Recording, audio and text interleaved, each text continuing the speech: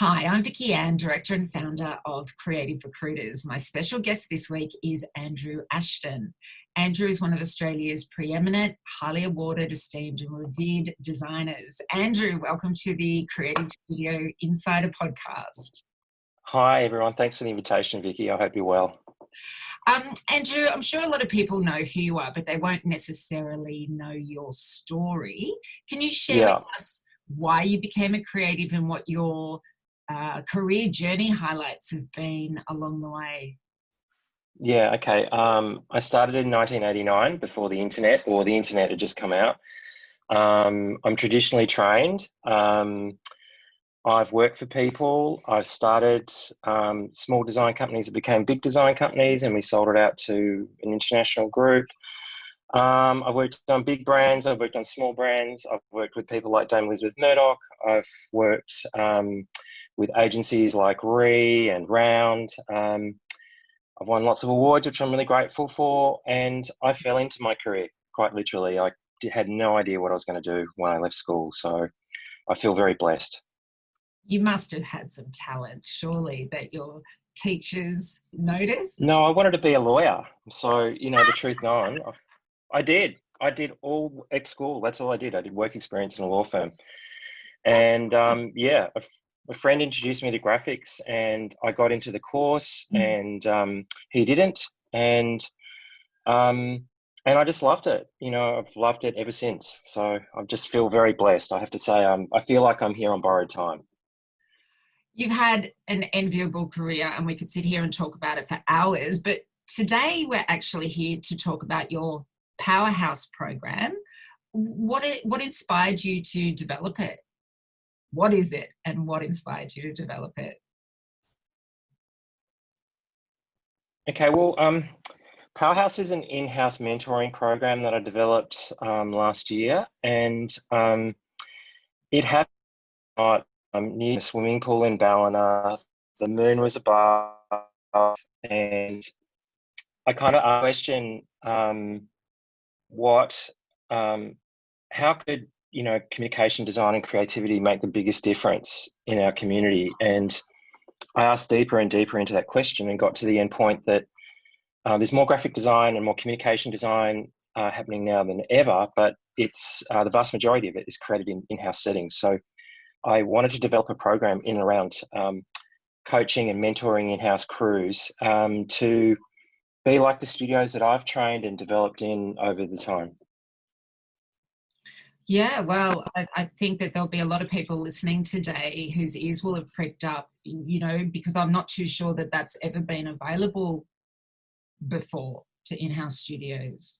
Yeah, it was one of those things, like over the years, I've encountered a lot of people that work in-house, and in a way they feel kind of embarrassed about it. And that always killed me because, they get paid well. Yes. They're working on really interesting projects. They're working on one brand exclusively, and they've also got flexibility in their lives, like they're getting super and all that kind of stuff. And, it's nothing to be ashamed of. And I just I took a lot of interest in it because I don't know, people within in-house were sort of giving it a bit of a bad rap. They kind of say, compared to you, it's nothing like what you do. And I'm kind of going, well, in-house traditionally has been, a really incredible space to create work. And I suppose it's a case of activating it more.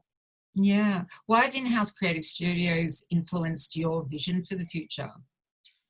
Well, because I think they're producing most of the work in the country right now. They've got the potential to help our community lead with creativity. And I just sort of felt that there was an opportunity to go in there and share some of my experience and transform the in-house thing from being a group of people that just sort of deliver projects for people, and it's sort of more like a quick copy or a copy shop, but turn in-house studios into the hub of creativity. And I was really keen to sort of share my knowledge and help these guys be more practice-led. Yeah. How do you see in-house studios transforming over the next few years? Well, in the States, if you listen to a lot of creative podcasts in the States, in-house studios have just gone to Megatron. They're really seen as I suppose, the creative hub of a business now. So it's not only about getting PowerPoint presentations out and, kind of Instagram assets and so forth. They're really seen as the hub of where a business can activate their creative thinking. And a lot of the leadership and a lot of the people that are moving into there are moving from the agency side. So they're bringing, incredible knowledge to that space and their innovation. And, there's product development that's going on, initiating new opportunities for business growth and so forth. Even the way in which, the in-house department can sort of, I suppose, influence the way that people generate ideas within the organisation. So, kind of as I see it is, you've got, research and development, you've got, obviously you need delivery and logistics, you need to have a sales force, you need to have management and legals. And I see the creative department being the organisation that spirits these businesses into the future. And it's very common for designers not to understand that is what is going on inside of these in-house studios. We have built a couple of very, very strong design teams inside of government studios, and the standard of designer that is expected 10 years ago, I mean, they wouldn't even get a leg in now. You need to be absolutely at the top of your game to get given those opportunities. Yeah, and VA, I'm seeing signs of that now. A friend, Dean Butler, who works at Metro, he's been in there for, over a decade, and he's quietly influencing the whole organisation through design, from everything from signage and, livery and the fabrics, and just the whole mood of the organisation really feels like it's design led now. And it's really exciting seeing someone like Dean just work in an organisation and quietly inspire people with the difference that creativity can make. Yeah, it was a really, my colleague Lawrence Akers placed him there, and it's just been such a journey helping him build that team, and he's just done exceptionally well. How do you see creativity changing in the life of business? Well, again, I think as there's just so much more science now sort of supporting creative thinking. Obviously there's a design thinking stream, there's a user-centered, there's a user-centered approach to kind of creativity now. And I think all these tools are all coming together to sort of help everyday people like me, sort of understand the difference that creativity can make in an organization. So like I've just done a couple of courses with IDEO around sort of ideation and business strategy. And what's really interesting is there's only a handful of graphic designers in there. Like a lot of the people in the organisation are involved in management, they're involved in marketing, they're involved in product development. And there's a real hunger within business to understand and be spirited by creative thinking. And I think what's really interesting is I think people who are not designers are actually leading the charge to be more creative, because that's a way that they can make a difference in their business. Yeah, absolutely. How can management respond to exploiting the possibility of creative thinking? Again, I think training everyone to understand design thinking and user-centered approach to creativity. And I suppose I see a lot of, it's a little like we're a little bit behind here, because I suppose the attitude towards creativity is that of a very functional sort of attitude. It's about, delivering PowerPoint documents and, assets for a campaign and things. And I think where management can really make a difference with the studios is to actually charge these organizations to become the creative hub of the business. So put in place programs and things that really help those departments to step up and, show people how amazing it is to think creatively and invite people within the business. I think creatives across time, particularly in recent times, they have this sort of quite arrogant attitude towards the work they make. They sort of say, "I designed, therefore I am," and if you don't know, back off. But I think a lot of designers are getting in their way, and I think we've got to let people in and help them see the way we think about things, and I suppose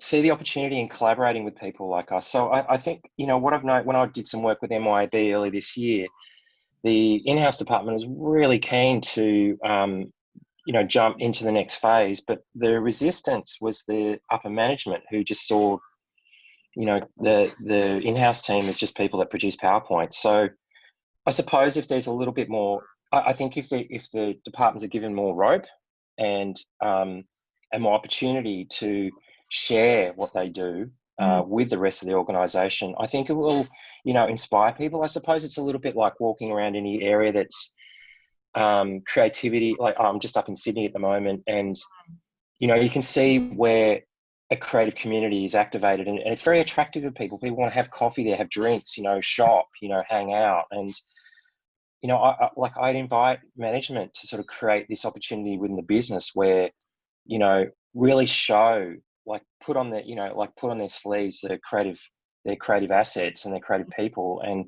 I suppose inspire that conversation.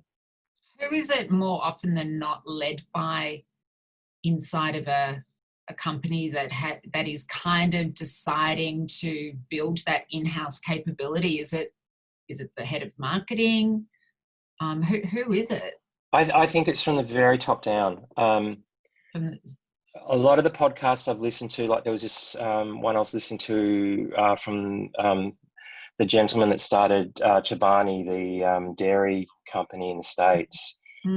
He, as a CEO, as a founder of that company, he at that sort of very high level knew that the difference he could make was through creative thinking and user-centered design and design thinking, and he led that charge. I think, look, I know a lot of CEOs and so forth are really busy, but I think once they kind of work out that creative thinking doesn't require you to dig more holes in the ground or employ more people, it's simply an idea activated to connect, and it's really simple to do, to do it well. And I suppose it's that attitude, that design attitude within the business and within the highest levels to think, well, we've got an incredible sales team and they're dynamic because they've got great connection with their customers. But for us to be more design-led, we need to be more creative in the way we see things. And I suppose see the world in a more creative way, which is, I suppose, a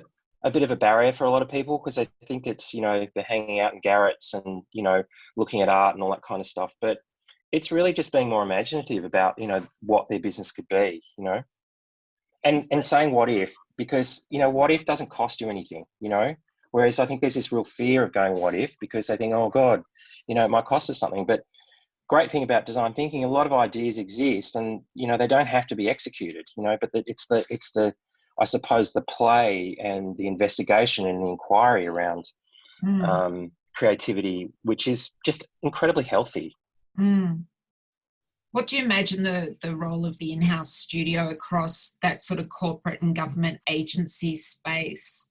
What do you imagine that they can actually achieve for the business?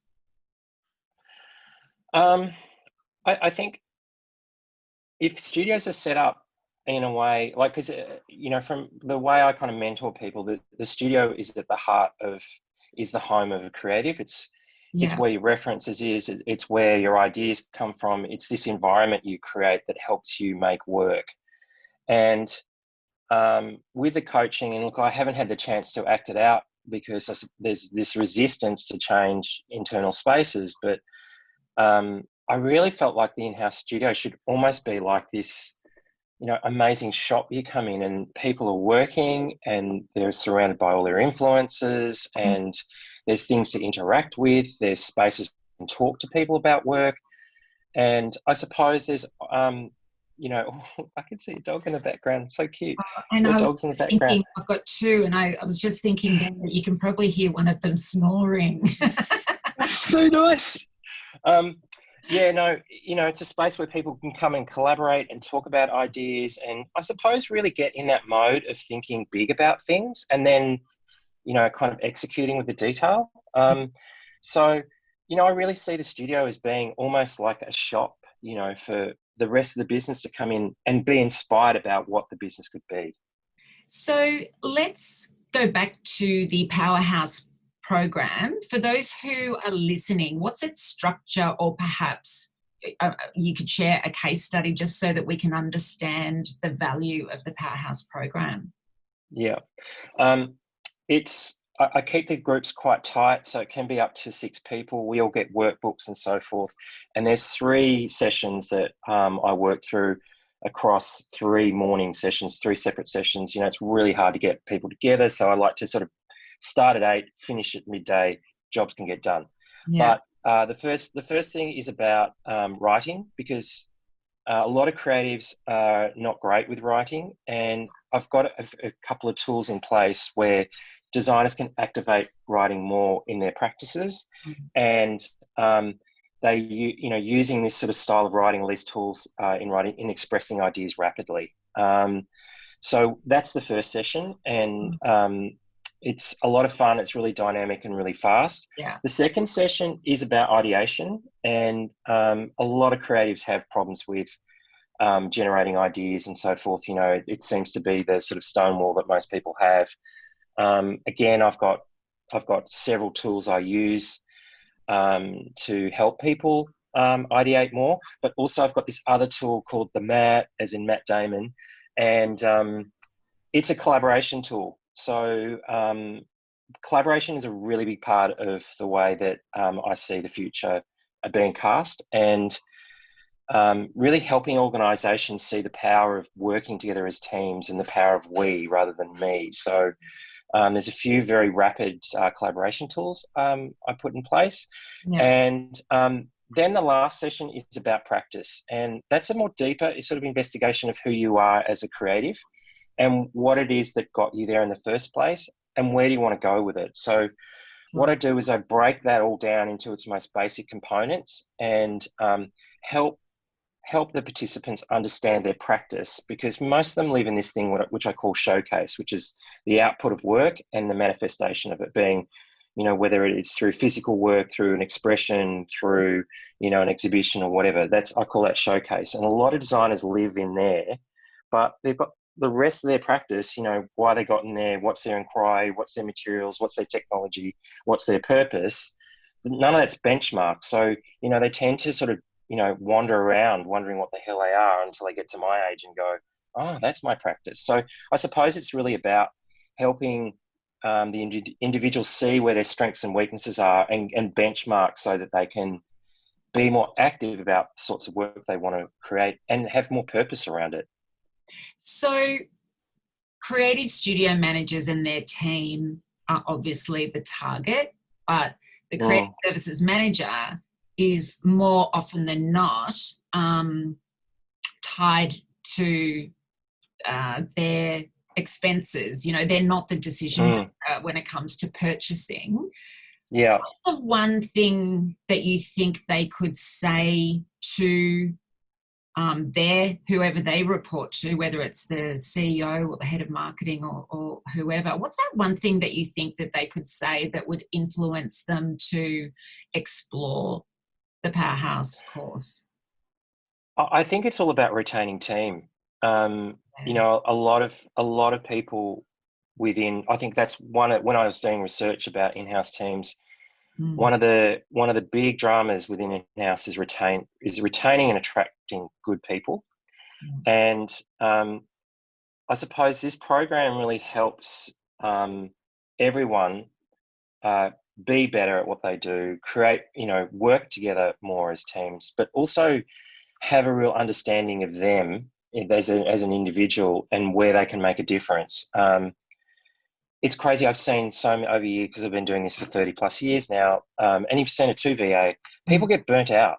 And in my business precinct that I had many years ago, if we had 50 staff, we get people, they hit this sort of 10-year ceiling, and then suddenly they want to make pots or become a photographer or open a cafe, and they're really talented creatives, but they're just exhausted with, living in showcase. And I suppose this process is about helping retain people and creating a bit more balance in a practitioner's life. Because what I've noticed from teaching, because I've taught in Monash and I did time with Swinburne, being practice-based as a designer and as a creative is it's not really taught.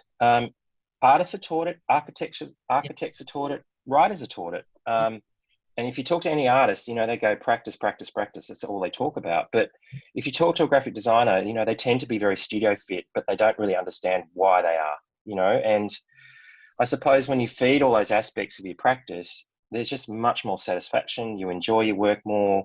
You're not as grumpy, you're not as worn out. And you know when you've hit your kind of ceiling with things, or when you can really go nuts, because you're looking after yourself and your own creative development. So I suppose that's the benefit. A lot of creatives don't understand what their practice is, and they're kind of driving themselves towards exhaustion because they don't know how to stimulate the other parts of their world to give them more job satisfaction. So yeah, that would be my answer, is that it's all about retaining and attracting great people, because ultimately if all your team's happy, people don't want to leave their jobs. They want to create really amazing work, and they want to invite their really amazing friends to work there because the organization's so awesome, so exactly, it's just a benefit all around, everything just gets, and like a lot of people have said, this feels like something specific. It's by a creative for creatives, and people have really enjoyed that, because I suppose, we've done all these seminars and things, and we sit down and get all the notes and,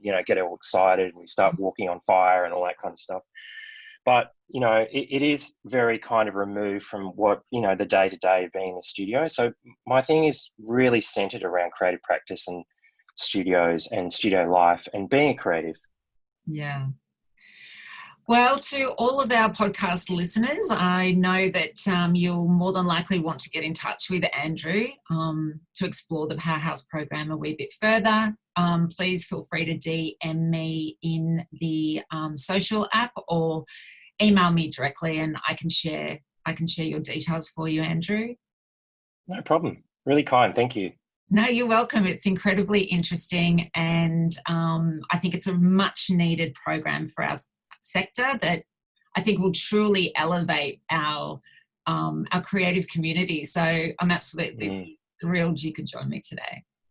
Thank you. Thank you for having me, and thank you for everyone's attention. I'm really grateful. Thank you. You're welcome. Take care. Happy end of year. Right. Happy summer break. Happy Hanukkah. Yeah. Bye.